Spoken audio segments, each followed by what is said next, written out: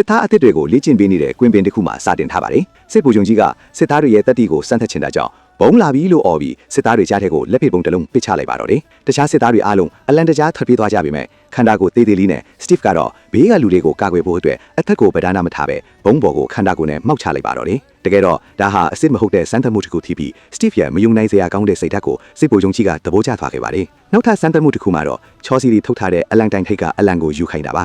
တခြားစစ်သားတွေတပ်ဖို့ကြိုးစားပေမဲ့ချောချနေကြချိန်မှာစတီဖ်ကတော့အလန်တိုင်အကမူလီကိုဖြုတ်ချလိုက်ပြီးအလန်တိုင်လဲကျသွားမှအလန်ကိုအသားလေးယူသွားခဲ့ပါတယ်ဒါဟာသူဟာခွန်အားတွေမကပဲဉာဏ်ပညာပါရှိတယ်ဆိုတာကိုပြသလိုက်တာပါအဲ့ဒီနောက်မှာတော့အမျိုးသမီးအရာရှိတယောက်ကစတီဖ်ကိုရှေးဟောင်းပစ္စည်းအယောင်ဆိုင်လေးတစ်ခုထဲခေါ်သွားပါတယ်အဲ့ဒီဆိုင်ကတာမန်ဆိုင်မဟုတ်ပဲရိုးရွှဲကုတ်တွေတုံးပြီးဖွင့်လိုက်တာအခါမှာတော့မြေအောက်ကခိမီဆတ်အခြေဆိုင်စခန်းကြီးစီကိုရောက်သွားပါတော့တယ်အဲ့ဒီမှာစတီဖ်ကိုစူပါစတားစီမံကိန်းရဲ့ပထမဆုံးစမ်းသပ်ခန်းအထိရွေးချယ်လိုက်ပါတယ်သူကိုစူပါစီရမ်တွေထိုးသွင်းပြီးနောက်မှာတော့ထူးခြားတဲ့ရောင်ကြီးတွေလွတ်တဲ့စက်ထဲကိုထည့်လိုက်ပါတယ်စက်ထဲကနေစတီဖ်ရဲ့နာကျင်စွာအော်ဟစ်တန်တွေထွက်ပေါ်လာပြီးစက်တကားပွင့်လာတဲ့အခါမှာတော့အားလုံးအံ့တော်သွားကြပါတယ်အရင်ကပိန်ပိန်ညောင်ညောင်စတီဖ်ဟာအခုတော့အရက်အမောင်းမြင့်မားပြီးကြွတ်သားအဖို့အထွေးတွေနဲ့တန်မာလာတဲ့လူထန်ကြီးတယောက်ဖြစ်သွားပါပြီဒါပေမဲ့အပျော်တွေကကြားကြားမခံလိုက်ပါဘူးလူအုပ်ထဲမှာရော်နော်နေတဲ့သူယူတယောက်ကဓာတ်ခွဲခန်းကိုဘုံခွဲဖျက်ဆီးပြီးစူပါစီရမ်တွေကိုခိုးယူကထွက်ပြေးပါတော့တယ်စတီဖ်ရဲ့ဆရာဖြစ်သူဒေါက်တာလည်းအသက်ခံလိုက်ရပါတယ်စတီဖ်ဟာဒေါသတကြီးနဲ့သူ့ရိုးနောက်ကိုလိုက်ပါတော့တယ်အခုဆိုရင်စတီဖ်ရဲ့အမြန်နှုန်းဟာမယုံနိုင်စရာပါပဲသူဟာကားတစ်စီးရဲ့အမြန်နှုန်းအတိုင်းလမ်းပေါ်မှာအားရပါရပြေးလွှားနိုင်နေပါပြီ